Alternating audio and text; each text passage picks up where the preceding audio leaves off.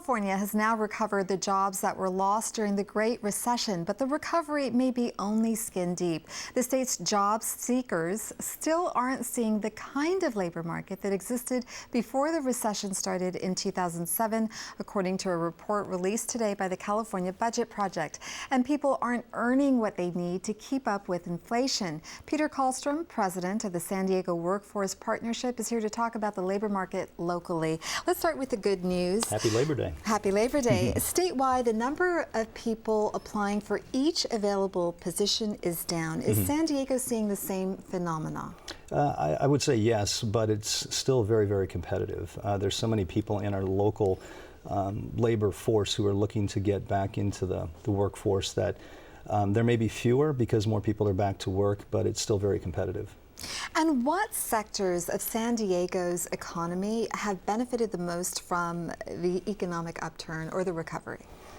You know, we're such a vibrant and large economy in the region with 3.5 million people in our county and 18 cities. So it really is across the board that we've seen benefit because of our innovation sector is big, tourism is huge, and the military impact is also very big. So those drivers of the economy have really impacted the work and the opportunity across the board. So we've really seen it pretty consistently across all sectors.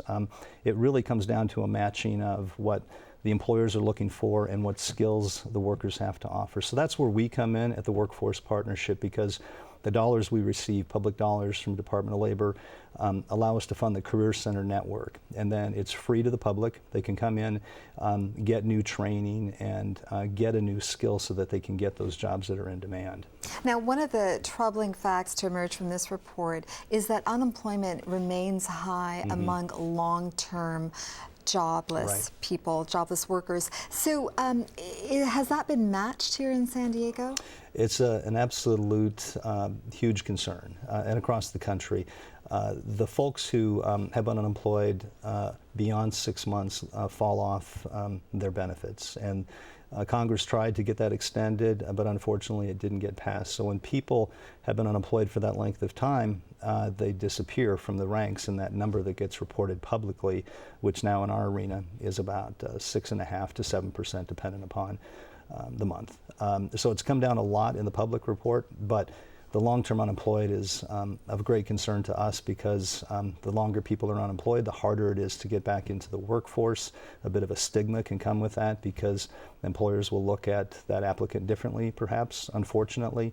But that's again where we come in, because we can help people retrain, refine their resume, refine their interviewing skills, and open them up to new opportunities that are in our region. And to your other point too, around the jobs in our region, we put out reports as part of our work. We do labor market information studies, look at all the sectors across the region, and just recently we put out our in-demand jobs report.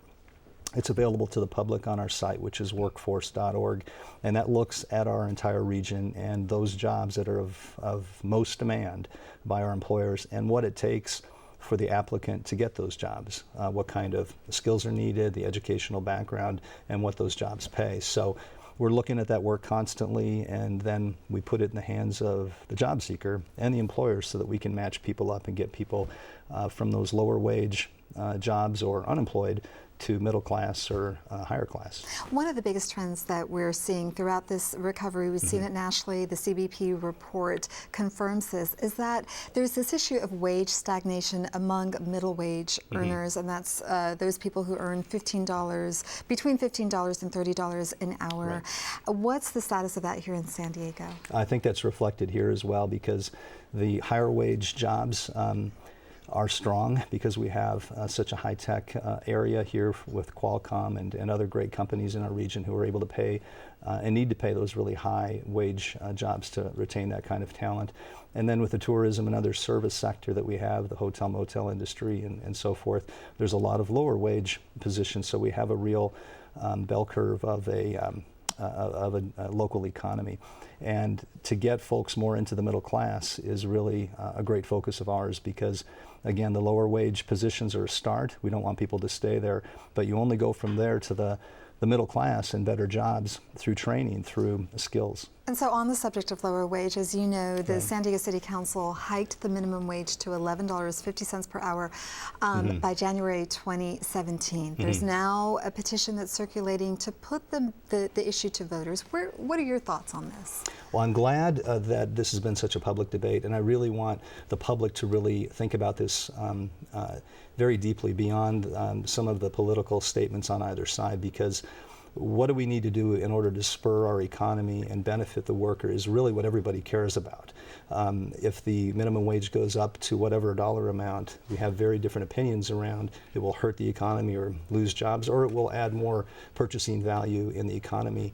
What I do know and believe is that we need to be in a different place. What that magic number is, I don't know, but we have to be able to bring up folks to a sustainable and living wage. What that is what the public really should think hard and long about, because if we don't bring people up, we have people in poverty, we have fewer dollars in the economy for purchasing power, and how do we get people from working in poverty to working to have their own way of making it. And we've got to leave it there. Peter Karlstrom, Right. Thanks so much for coming on the program. Thank you.